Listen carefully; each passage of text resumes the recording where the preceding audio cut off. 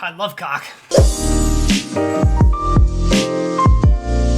First thing I want to make clear as you're seeing this title, I actually don't have any photos or any video of GoFest. The reason for this is mainly because I didn't want to like take away from like playing of the game. Like I already had to worry about my battery life, seeing the Pokemon, swiping on the stops, getting the gyms. I didn't also want to worry about recording and my battery, my camera battery.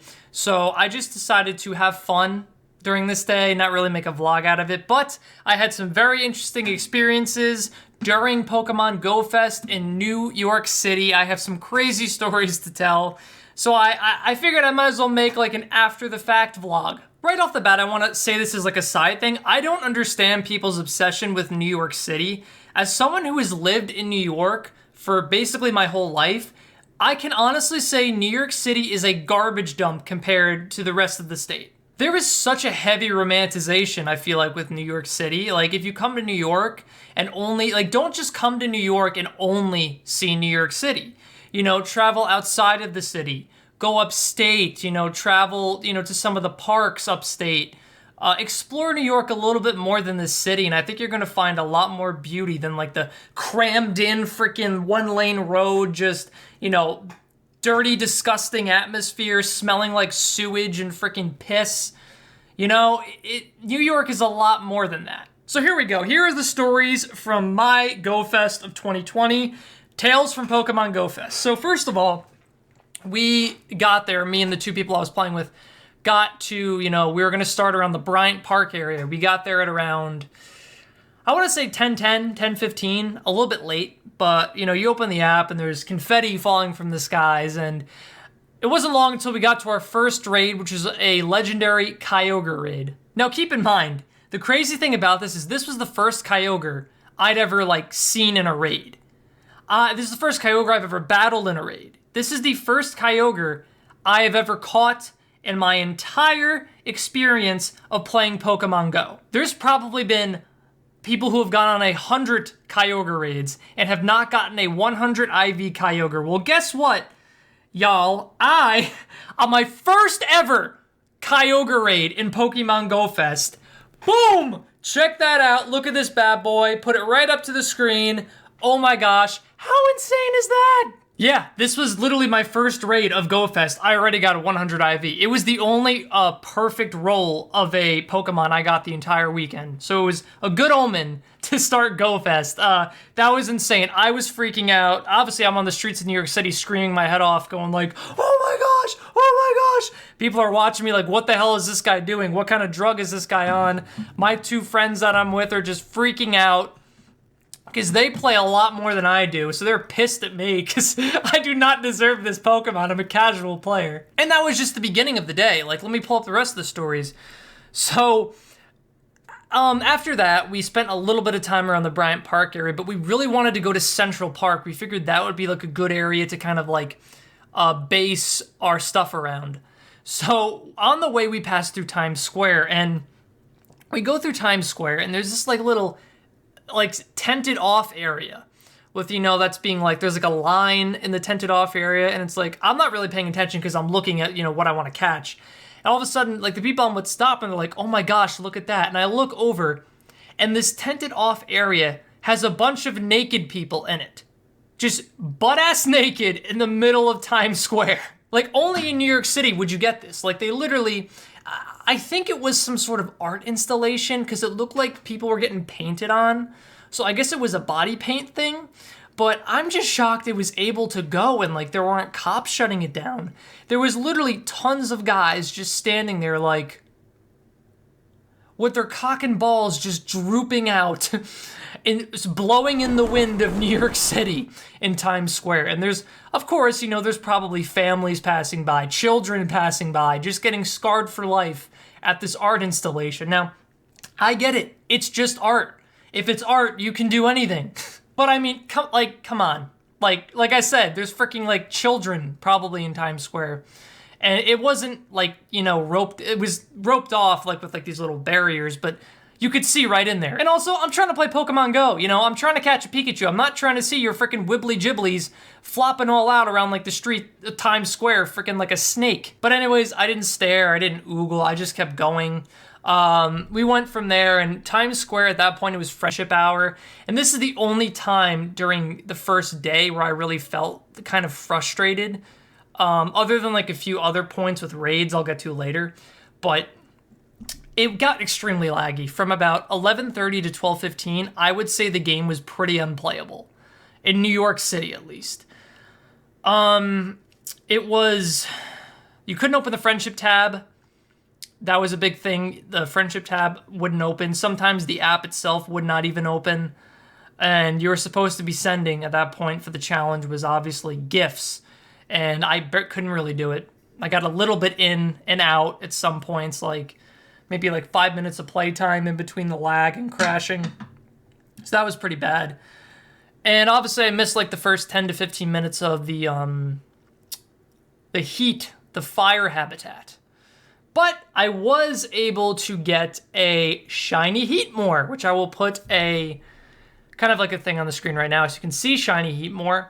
Probably one of the cooler shinies I've ever seen. I will say that there is a lot of shinies in the game that are not very impressive. Like, I don't know about y'all, but with me in Ghastly Day, I was not impressed by shiny Ghastly. He was just like a little bit more blue. And then the Gengar looked basically the same. So like, I don't know, I wasn't impressed. The other cool shiny I was actually able to get was a shiny Bulbasaur. And the thing about the Bulbasaurs, Squirtles, and Charmanders is they had Pikachu hats on. So yeah, I got a shiny event Pokemon. That's probably pretty rare. At least I hope so. And I will be selling these assets. No, I'm not gonna sell any of these things. Are you kidding me? 100 IV Kyogre and like these shinies? Nah, dude, I'm not that casual of a player. So other than the nudity in Times Square, I'd say that day one was, because we were on the move so much, that it was relatively uneventful. Obviously, there was people coming up to you trying to get money out of you, scammers, just, you know, people that were homeless wanting money. We did a pretty good job of, you know, just avoiding all of that. But the interesting part came, and I've been on trains and subways a lot. I lived in Boston for a few years, so I've been on Boston subways and, you know, the local trains. The Metro in New York City is something else, dude. We were on our way home after GoFest. I don't even know. It might have been like 7:30, 8 o'clock around that time. And we're just in this car. Like, we're all exhausted. We're drained. We're tired. We're just trying to get home. And this guy comes into our cart, and you could just feel like the air shift when he came in. Because he comes in and goes like, all right, listen up. It's about to get real weird on this cart right here. And, you know, you're just like, oh my gosh, no, I don't need this right now. This dude had like a speaker wrapped around his neck, like hanging down here. And he had, actually I think that was, then he had a box in his hand, and he's like, all right, y'all, I know you're already gonna judge me for the color of my skin, but literally the words he said, it was not word for word, but it was something like this. I already know you're gonna judge me for the color of my skin because like you're gonna be afraid of me, but listen up, I'm here to speak some truth, or like something like, you know, just crazy babble and all stuff like that. Like most of the people in New York City, there's a lot of weird people there. And he starts just like looking people in the eye and like yelling and super loud. Like, you know, I've seen people go on the trains and ask people for change, but this was like a whole nother level. This guy he had the balls, man. His balls were drooping down to the floor. This guy like just didn't give a damn. So I guess he like must have like freaked this woman out that was sitting like right next to him at like the other end of the cart, because we were at like the end of the cart away from him when he first came on. And so I guess she like started freaking out, and he like looked her in the eye and was like, yeah, it's loud in here and it's about to get a whole lot louder. So you better like, I can't remember what he said after that, but it's just like, dude, do you have any self-awareness for how you're scaring the shit out of the entire subway car? Like, this is not the way to go about this, my guy. So after he's like, it's about to get a real lot louder in here, so y'all better buckle down, or something like that, he starts just like blasting his music, I guess that he says he made. it wasn't like rap or anything. It was just like instrumentals. It was like instrumental music. So like even like some of the music I put in my videos, like I mean, my stuff is like royalty free, like copyright free. But yeah, he was like going around to people and I guess just asking for change to support the label as if it was like, you know, a professional label. And I guess the woman started freaking out and like, get away from me, because he's like, you know, a psychopath. And that made him probably tune it down about 1%. You could tell he dialed it back 1%. But nah, he was like blasting his music, going up to every single person, still yelling, just didn't give a shit about what anyone thought. No, literally no humility, looking people in the eyes like, dude, this guy's freaking losing it, man. And I know one guy literally ran to the other side of the car because he was terrified. Like, it was bad. So obviously I didn't give him any change because, you know, the dude's insane. And he leaves the car to go terrorize the other, you know, train carts. And after he leaves, this dude is just like kind of looking around awkwardly. And then he goes, "Attention, everyone." So we got two of them in the same cart. But this guy was a little bit more reasonable. He was like, "Attention, everyone. Like, my name is whatever. I'm a veteran. I've been like thoroughly mistreated by the government, you know, and I'm on the streets. If you guys could spare any change, I would greatly appreciate it." And then he, you know, just kind of waited a bit and then walked on to the next cart.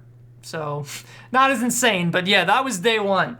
And day two was actually a little bit more crazy, depending on how you look at it. So day two comes, and I have to say it was a little bit more disappointing than day one, just because the Pokemon that you were seeing spawned, like not counting lures or incense or whatever.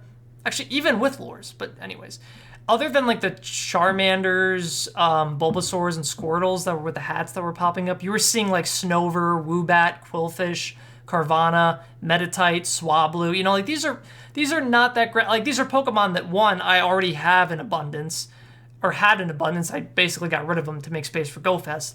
But they're just like, compared to the stuff that we expected to get from GoFest, I feel like it was disappointing to see day two not really have the like cool Pokemon, like maybe like Growlithe or like, you know, Rhyhorn or Vulpix, the ones I never see that I personally like.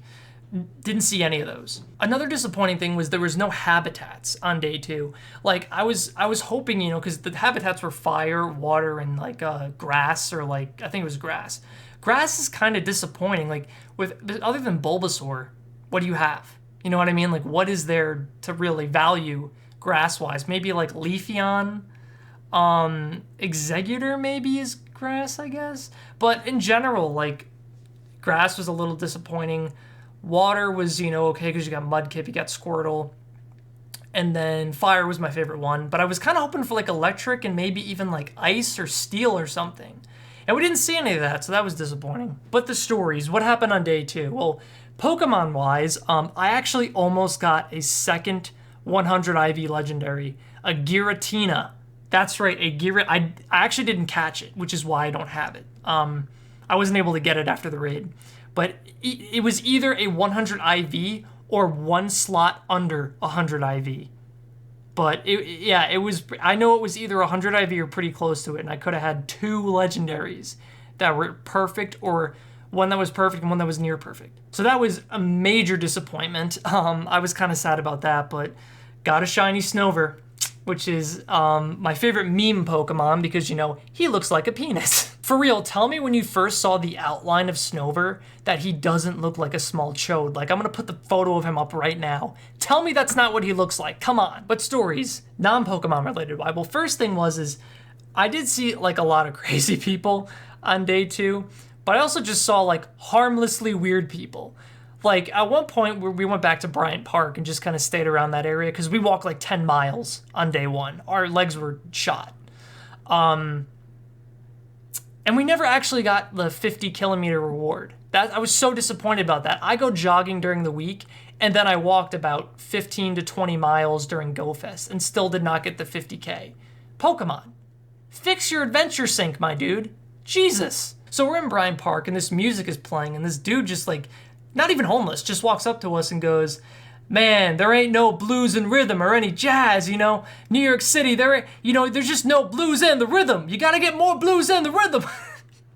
Like, what? Like, how do you respond to that? Just like, yeah, dude, I feel that. And you know what? I respect that guy. That guy's my spirit animal. We do need more jazz and the rhythm in life. And then later on after that, we go over to this section near, like, I guess a subway entrance. It had, like, probably, like, 7 Pokestops, like, right there in its vicinity, like, within, like, maybe, like, feet of each other. And so we're just kind of standing there to get the, you know, Pokestops, and there's a homeless guy there. And obviously, like, whatever, I'm not going to complain about you being in the same vicinity as me. You don't have a home. I do. But then he starts, like, just yelling at nothing, into space, looking into space, yelling at things. I actually kind of felt bad for him. I think he had some sort of schizophrenia, but still, it was very scary because I didn't know how violent he was. And there was another guy playing with us that was literally just standing against the wall, maybe within, like, 5 or 6 feet of this guy.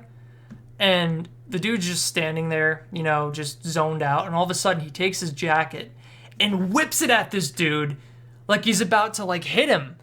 And the other dude started freaking out. He was like, man, I swear to God, you better chill your shit right now. If you don't chill the heck out, I'm going to take this thing, I think he was talking about a knife, out of my pocket, and I'm going to slice you up, man. You're going to be bleeding on the ground, and I ain't going to feel bad about it. I dare you.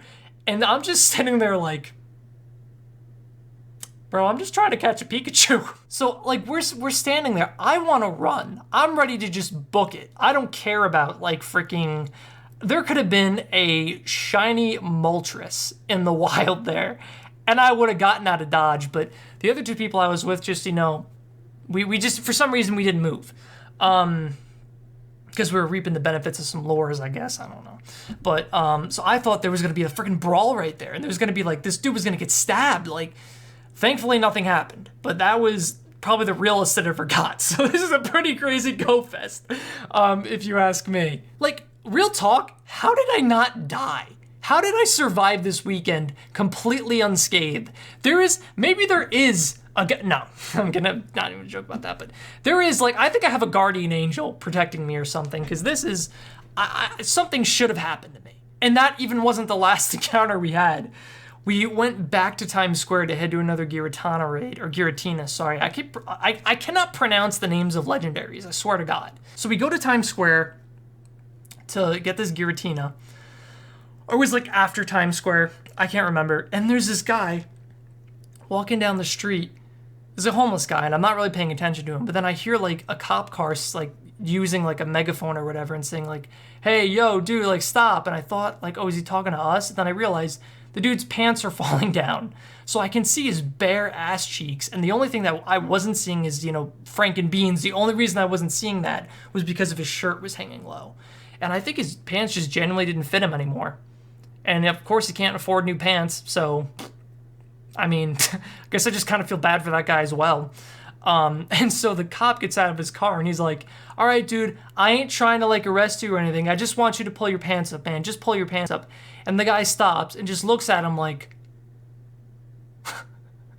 like he has no idea what a pant is. Like, he's never seen a pant in his life. And the cop is like, pull your pants up. Pull your pants up. Pull them up. And he's just looking at him for like 3 minutes. And this guy is like, he was one step away from just going to the guy and being like, pulling him up and be like this, see? And I think the guy had on like 2 pairs of pants. He goes, pull your pants up. And he pulls up like the inner pair, the wrong pair. And so he finally fixes himself after the cop is like basically translating into like 5 different languages, telling him to pull his pants up. And he does that, and then immediately starts walking over to us to ask for change with his pants like nearly falling down after I just saw his bare ass. So of course I said no, because I just got scarred for life. And so yeah, and then he walks off, and then we do the raid, and we cross the street to come back. I think it was, you know what, it was after we had done a raid, and then we were crossing the street to come back the other way, as the same guy, the guy was now on the other side of the street from us, walking the same direction. And as soon as we're walking the street, we hear the cop pipe up again. So I'm like, okay, we just jaywalked. See, maybe he's gonna give us, you know, crap for jaywalking or whatever because we were. But no, the guy's pants fell down again. So the cop had to pull up and tell him to do it again. Except this time the guy actually did it. He pulled them up and held them there. This is why I don't go into New York City, guys. Even though I live like 50 minutes away, I just don't do it. Like I saw more cock and balls in New York City than I did shinies. Like, that's saying something. But other than those things, I had a really fun time this weekend. GoFest, I think overall was honestly pretty good. Like, I heard rumors that people were, you know, saying on Reddit and stuff like, oh, it's not worth it, don't waste your money, such a waste of money, like, it's just disappointing. I mean, maybe if you already have like 1,000 legendary Pokemon, but if you're like a casual like me and you've never been to a GoFest before and this is your opportunity to go to one, I thought it was pretty good. You know, other than the fact that Australia and Japan, apparently that area of the world was not able to, it was unplayable from day one, from what I've heard. Other than that and the little bit of glitching we had, it wasn't too bad except for the glitches during raids. There were, I think, 2 or 3 raids that I did, legendary raids, where I did the raid, finished the raid, and all of a sudden, the game just froze. And the counter was like still going, even though the Pokemon was dead, and the Pokemon were just hovering in place. And then I would back out, close out of the app, go back in, and then it turns out that the counter on the raid, like if a raid is up for like 25 minutes, it expired. So basically, I was not able to even have a chance at catching the legendary, or did I get any golden razes or XP from those raids. And of course, there was nothing you can do. You can't like, I don't know if I can report it to like Niantic or whatever to get them to like give me my stuff back. Like you just lose it and that's it. Like real talk, can we actually talk for just a second about how glitchy and buggy Pokemon is? Like any other game, like if an EA game had this amount of glitches and bugs, it would just be unacceptable. But I guess, I don't know, because it's like a mobile game and it is a ton of fun usually. Like, yeah, 80% of the time the game is good, but like that 20%, which is really critical, it like freaking crashes and glitches out and it's just shitty. And honestly, I am kind of sick of it. But like I said, overall, it was a fun time. I don't see how this was a waste of $15 for a ticket. You got to do it worldwide. You could have played it anywhere. Basically, everybody was able to do GoFest.